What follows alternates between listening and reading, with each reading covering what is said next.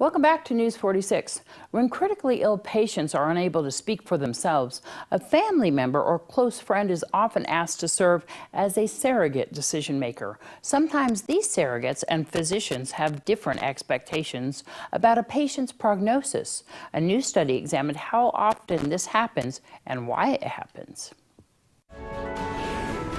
This health tip is brought to you by Desert View Hospital and Mountain Valley Physicians Group.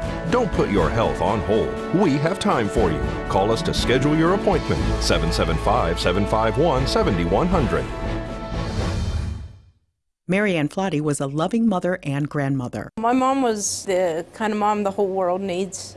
She was very loving, and she did everything she could for us and for her friends. Before she died, Mary Ann spent 15 days in the ICU after a serious autoimmune disease affected her lungs. The actions were a little of hope of trying things, but it seemed contradictory with seeing her on a ventilator. Mary Ann's daughter was one of her surrogate decision makers. We set out to understand how often physicians and surrogates in ICUs have different expectations about the patient's prognosis. Dr. Douglas White from the University of Pittsburgh Medical Center and co-authors enrolled 99 physicians and 229 surrogates who made decisions for 174 critically ill patients in 4 ICUs at a major medical center.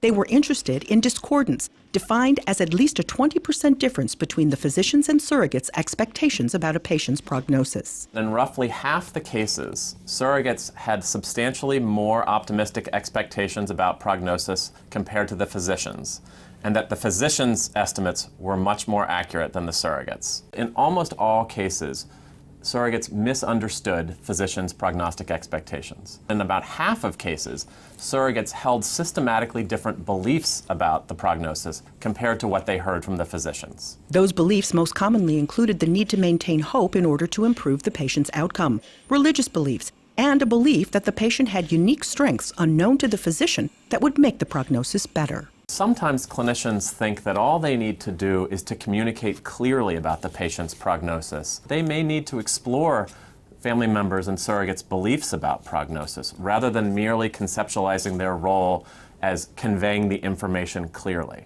Knowing what I know now, I think I would have asked to just have an honest conversation. This is what I'm feeling, and how does that square with what your understanding is as a medical team? Catherine Dolph, The JAMA Report.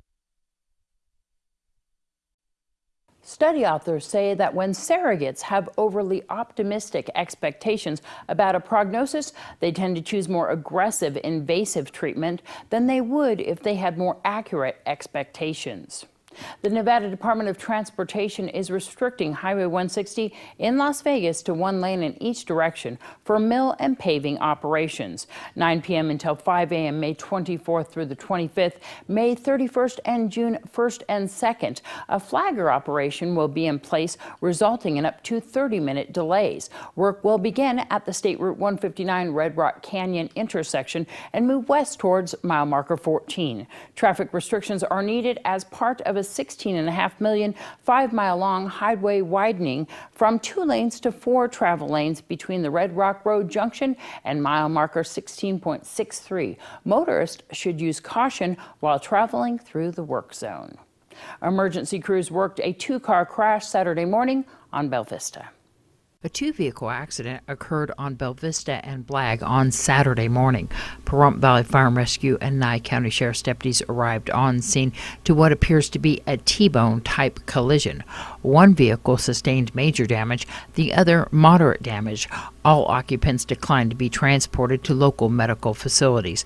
Nye County Sheriff's deputies blocked traffic in all directions while the investigation was being conducted. This is Deanna O'Donnell for News 46. With 326 fatalities reported on Nevada roads last year, the Nevada Departments of Transportation and Public Safety are hosting the Nevada Traffic Safety Summit May 24th and 25th at the South Point Casino. The summit brings together transportation agencies, law enforcement, and safety partners to further establish strategies and programs to reduce the number of traffic crashes across the state. News 46 will return in just a moment.